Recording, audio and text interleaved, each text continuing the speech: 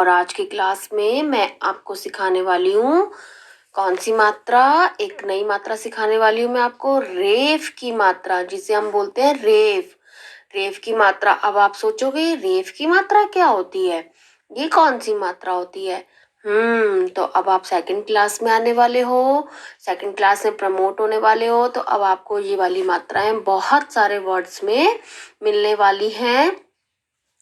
रेफ की मात्रा का ये साइन होता है, इस तरह से ये वर्ड के ऊपर लगाई जाती है और इसे हम आधा र बोलते हैं। इसे हम आधा र बोलते हैं। ठीक है, देखिए र के नीचे एक हलंत लग रहा है ना, इसका मतलब है ये आधा र है। वैसे तो र की बहुत सारी मात्राएं होती हैं। देखिए, सबसे पहले हम ये वाली मात्रा सीखेंगे, फिर मैं आपको दूसरी मात्रा सिखाऊंगी। ये आपकी बुक में पेज नंबर 64 पर रेफ की मात्रा का पूरा एक चैप्टर दिया गया है। पहले हम ये वर्ड्स रीड करेंगे, उसके बाद हम अपनी बुक में चैप्टर रीड करेंगे, जिससे हमारे वर्ड्स और मात्रा और स्ट्रॉन्ग हो जाएगी। तो देखिए, सबसे पहले रेफ की मात्रा, तो देखिए इंट्रोडक्शन देखिए सबसे पहले इसे, इसके क्या होता है, इसे कैसे यूज करते हैं इस मात्रा को। देखिए मैंने यहाँ लिखा क, ठीक है, और मैं बोल रही हूँ कर्म। ठीक है, कर्म। देखिए क के बाद र की साउंड तो आ रही है, लेकिन आधे र की आ रही है, मतलब हल्का सा र की साउंड आ रही है। तो मैंने लिखा करम। अगर हमने ये र पूरा लिख दिया तो हम इसको किस तरह से पढ़ेंगे, करम। लेकिन मैं बोल रही हूँ कर्म। ठीक है, करम और कर्म दोनों में अंतर है। ठीक है, तो इस र को हम आधा कैसे करेंगे, इस र को हम आधा इस तरह से करेंगे। देखिए क के बाद र की साउंड आई है ना, तो हमारे पास नेक्स्ट वर्ड कौन सा है, कर्म। तो इस र को हम यहाँ इस म के ऊपर ले जाएंगे, तो हमारा वर्ड बन गया कर्म। ठीक है, ऐसे देखिए धर्म। अब मैं धर्म ऐसे लिखूंगी तो हम धर्म पढ़ रहे हैं, लेकिन मैं बोल रही हूँ धर्म।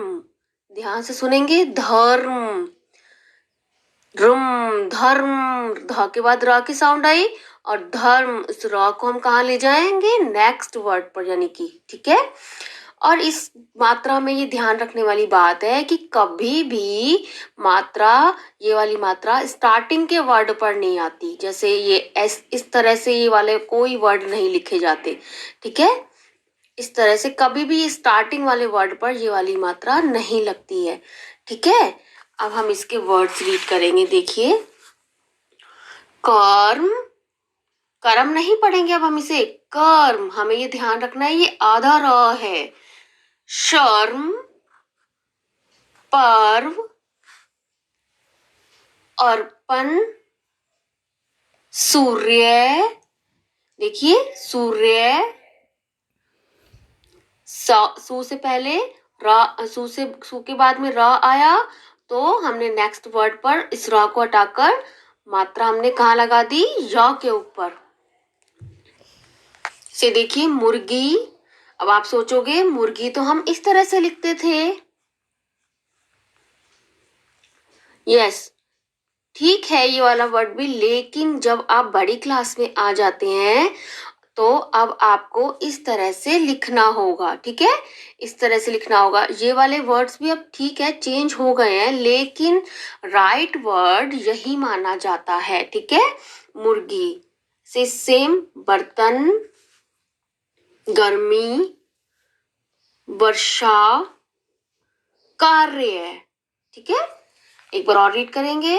कर्म, शर्म, पर्व, अर्पण, सूर्य, मुर्गी, बर्तन, सर्दी, गर्मी, वर्षा, कार्य, बर्फ, गर्भ, मूर्ति, मूर्ख, सर्वनाम।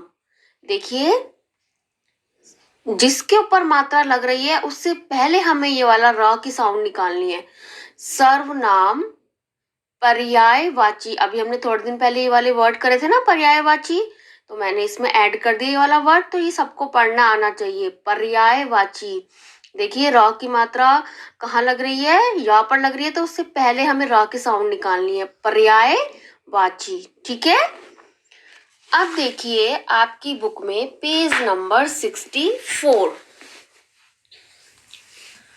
सबसे पहले क्या लिखा हुआ है, सा पर बड़ों की मात्रा सु, रेफ की मात्रा यानी र, सूर्य, ठीक है।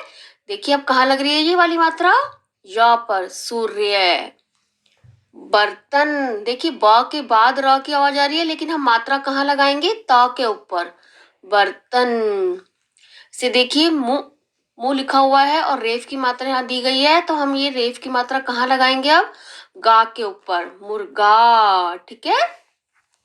ऐसे देखिए वर्ड्स पढ़ेंगे, कर्म, शर्म, धर्म, मर्म, पर्व, चर्म, फर्श, कर्ज, अर्पण, दर्पण, तर्पण, दर्शन, घर्षण, आशीर्वाद, शर्मनाक, धर्मशाला, ठीक है।